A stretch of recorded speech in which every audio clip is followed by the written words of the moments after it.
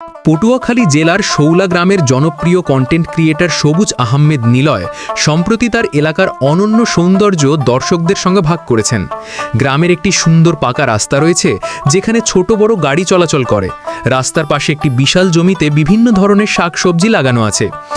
সেইগুলো একটু ঘুরে ঘুরে দেখতেছিল, তার কাছে খুব ভালো লাগলো এবং জমির মাঝখানে ছোট একটি পুকুর পুরো পরিবেশকে আরও মনোমুগ্ধকর করে তোলে। এই জমির ঠিক পাশেই রয়েছে বিশাল ধানক্ষেত, সবুজ ধানের ঢেউ, বাতাসে দুলতে থাকা গাছ এবং পাখির কিচিরমিচির মিলিয়ে পুরো দৃশ্যটিকে এক জীবন্ত চিত্রে রূপান্তরিত করেছে। নীল আকাশের ছায়া প্রকৃতির এই মনোরম পরিবেশকে আরও হৃদয়গ্রাহী করে তোলে। সবুজ আহমেদ নিলয় জানান, গ্রামের এই সৌন্দর্য প্রত্যেককে একবার হলেও দেখার যোগ্য। প্রকৃতির মাঝে সময় কাটানো সত্যিই এক শান্তির অনুভূতি। তাই বন্ধুরা, ভিডিওটি ভালো লাগলে লাইক, কমেন্ট আর শেয়ার করে সাপোর্ট দিও।